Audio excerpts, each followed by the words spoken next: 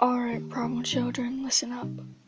Shoto has always said to his class, everybody's sitting still and facing him. And he spoke once again. I need you all to listen carefully because you are all taking today off to do a special mission. The class was in confusion. What did he mean by that? You may come in now, Mr. Aizawa said, while a child came into the room, and the child looked a lot like you. Then the class started fanning over tiny you. You were so adorable that the class couldn't take it. But you only had your eye on one person there, Shoto Todoroki. After Aizawa dismisses the class, they all went to their dorms to take care of you. The girls were just smothering you with love, and Mineta didn't like it. But even with all the attention you were getting, you stand up and go to Shoto, sitting on the couch looking at his phone. Then looked at you. You both started staring at each other for a moment before you put your arms up, saying, "Up! Up!" Shoto was confused at your gesture at him, but you kept waving your arms above your head, and you had gotten a little frustrated and started to climb on the couch next to him, laying your head on his shoulder. "Aw, she likes you," Mina said, cheerfully, also with a teasing tone.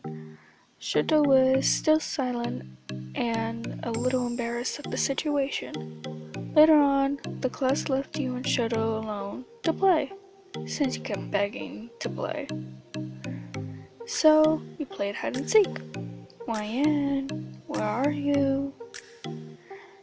Shoto sang in a kind of happy voice. Then, hearing a giggle under the cabinet sink in the kitchen, and looking under there, he saw you with an uncontrollable giggling. "I found you, YN," Shoto sang, while picking you up, with you pouting a bit.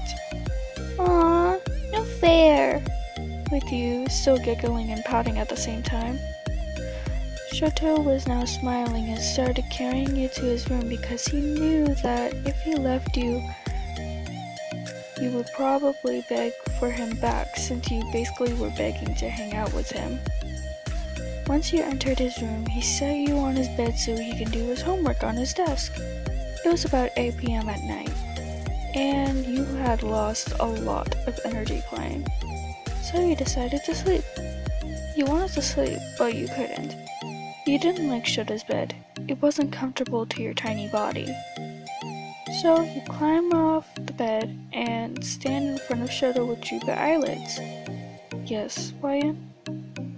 Shoto sang curiously while you rubbed your eyes to stay open. Me, sleepy. Can you sleep with me, please?" Shoto was slightly blushing at your words. He started to overthink of what would happen if he did sleep with you. Would you remember? Would you turn back in the middle of the night? But he couldn't resist your cute face. "Alright, YN, I'll sleep with you," he said, a little nervous, while you just smiled at his response and climbed back onto the bed. Now even more sleepy, Shoto was tired too. So he didn't mind going to sleep. Just with you is a different story. As Shoto changed into his nightwear, with you looking away, he climbed onto the bed with you to throw on a blanket over you two. "Night, night, Shoto-chan," he said sleepily, drifting out of consciousness, and Shoto began to do the same while wrapping his arms around your tiny body. You two found yourselves to sleep in peacefully. A quick bonus. The next day you were back to your old self and still sleeping with Shoto and his arms wrapped around you. And Mina tried to come in and say breakfast is ready, but she found you two snuggling together and took at least 40 pictures of you two. Alright, hi. So, this isn't part 2, but I thought I would make this because no one else really made a child listener except my Hero Academia characters as children. But I thought this would be fun to make. I hope you enjoyed. Yeah. Bye.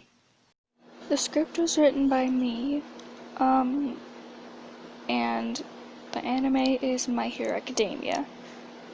Just if you're wondering. I'm sorry.